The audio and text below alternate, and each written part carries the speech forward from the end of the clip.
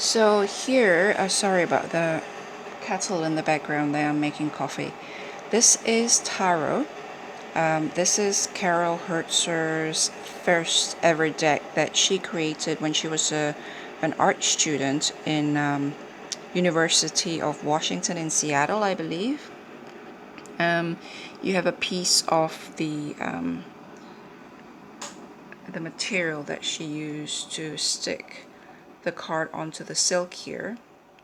And I'm always very conflicted when I see such luscious. This fabric is exceptional. Sadly, I don't think she has any left, but this I feel is probably very thick silk brocade. Actually, real silk. I could be wrong, but it feels like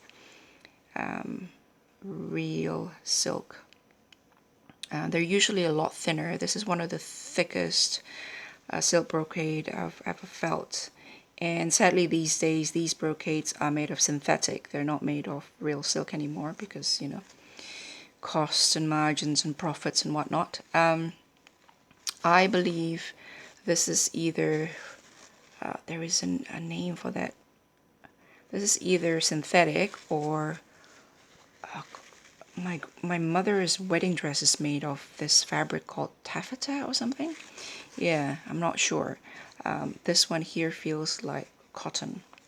And so I know that if the glue or this, whatever this is that she used, is actually quite friendly to the fabric, so that if one day, like this one's already separated, like one day if this is separated, it doesn't actually rip or ruin the fabric.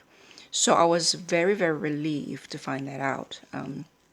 I know someone, because of a quite rigorous customs inspection, have lost the cover card on the bag, and it left a bit of a shade, but after airing and after leaving it for a few days, the bag returned to its original structural integrity. So this is one of, that's number 17. I can never remember what 17 is. I think it's the star. Or was that the sun? This is her first deck from 1969. And in the titles here, you can see that she's remained quite steadfast with her understanding of the major arcana. In her original illuminated tarot, you see titles which very much reflect her understanding of the majors as depicted here. And so if you look at her titles here, it might give you a better understanding of where she's coming from in terms of how she named her major arcana in her original illuminated tarot, which is a hand illuminated by paint and brush of Pixie's original line work for the Rider-Waite-Smith tarot deck under the guidance of A.E. Waite, and which was published for the first time ever by Rider. So this particular copy for the booklet, I'm thinking, is from 1989. This is delightfully analog, delightfully old-fashioned, because that reminds me very much of the typesetting of a typewriter and memories of my dad sitting in front of his typewriter typing up his master's thesis in the 70s came rushing back to me. I love my dad very much. I miss him. And so memories such as that really makes me happy and a little sad at the same time. But that's the, so you can see the cutting here is a bit, so it's just like the cutting slipped a little bit, so I can tidy that up, not an issue. And that's stapled like so. And it's very, very, this reminds me also of the Bonefire first edition, where Gabby Angus West, literally, I think she hand, put together the booklet and the pouches all by hand, one by one. So it has that feel about it. So I'll put this aside for the moment. So this is the more classic Carol Herzer bags, which I am not, it's not quite my style. To me, it feels very old-fashioned in a charming way, but not quite my style of vintage charm. As you know, I love old vintage antique aesthetics. But when I ordered this deck, this was already, it was already in stock. So I didn't have the chance to request a solid bag like this one because these were already printed. So, and I didn't want to have to ask Carol to do another printing when she still have this particular stock here. So this is Freedom number 17, and so I've already shuffled this because I played around with it. So first is Infinity, which is traditionally the Fool, and then traditionally the Magician is I Am, and then traditionally High Priestess is Reflection. This is what drew me in this particular artwork here. The cover card is this one here. Paintings from the Etching by Carol Herzer in 1969. So she did some etching, and then the story of this is on her website, so I'll put a link down below. And then let's see. Did I shuffle this? I probably did.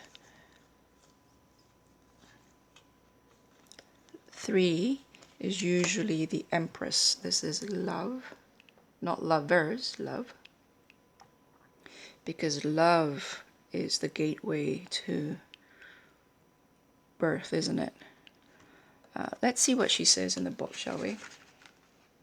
Oh, this is extra cards that she printed for me, I believe, because this is, I think this is her first try of solid backs, is this particular one here, which I kind of requested if it's possible, and she said as long as it's not too much ink, and as long as I don't mind it being a bit faint.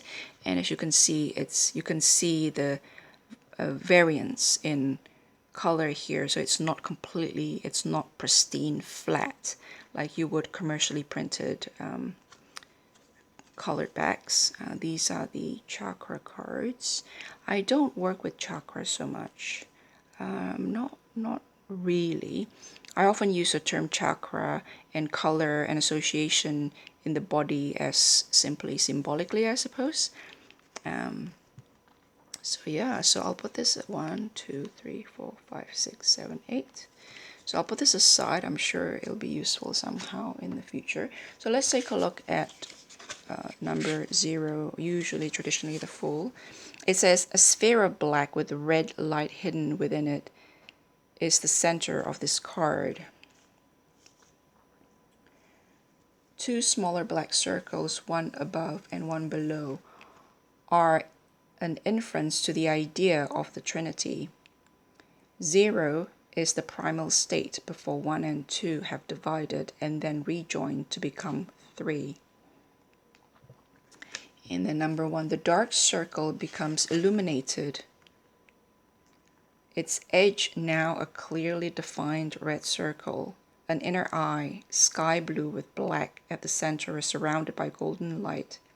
In the space above, a numeral 1 is like a standing figure.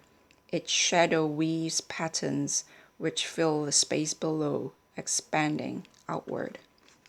So from this, we have that. I like the flow of narrative there. The standing eye has doubled. Now a white and black pillar are found in the space on the top of the card. So number 2. So that one there. So from here to this, from here to this. The standing eye has doubled. Now a white and a black pillar are found in the space on the top of the card. Spiraling waves dance in the moonlight. The moon is a light reflecting body. Images form in the clouds nearby. And then we have 3. And then it says here, the form on the top of the card is a triangle that points down. It is a symbol of water. As such, it suggests the soul incarnating. The triangle is also delineated as a pyramid with 3 sides. On the horizon within a heart is a rising or setting sun. The energy of the triangle is directed through the heart and sun.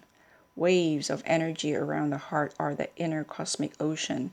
The heart itself is love, as the doorway into this world, physical birth. If the sun is seen as setting, the birth is into another life. Sorry, I'm sort of going off screen there. I like that. I like that a lot. And I am glad that my idea of my intuitive take on this card, which is love is the doorway to manifestation and materialization, is exactly what the book says there, what Carol's take on it. So I found that quite interesting, quite good. The power. Number 4, this is traditionally the Emperor. The structure of this card reflects the basic layout of the 0 card, with a larger central design that is echoed by 2 smaller ones, one above and one below. The cross design is the simplest possible expression of the number 4. It suggests the 4 directions, 4 elements. So that's 4. 5. Traditionally what is 5 traditionally? The Hierophant. I think the Hierophant, is that right?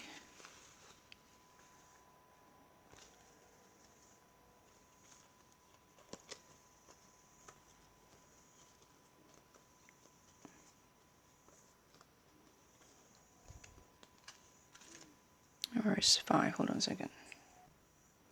Okay, here's 5. For a split second there, I thought there was a missing card. The Hierophant.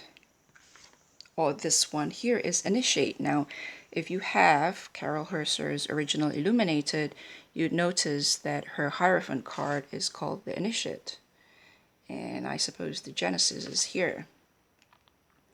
Number 5. The center of this card is a face. It is a creative mind linking the light of the star and creative intelligence above with the bell-like body and heart below. This is the Initiate, listening to cosmic wisdom. Number 6 is usually the Lovers. The Path.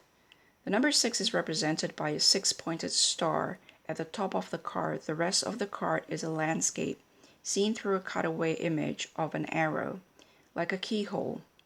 At its base are 2 triangles, one black and the other white. Light and dark create shades and shadows, duality and attraction.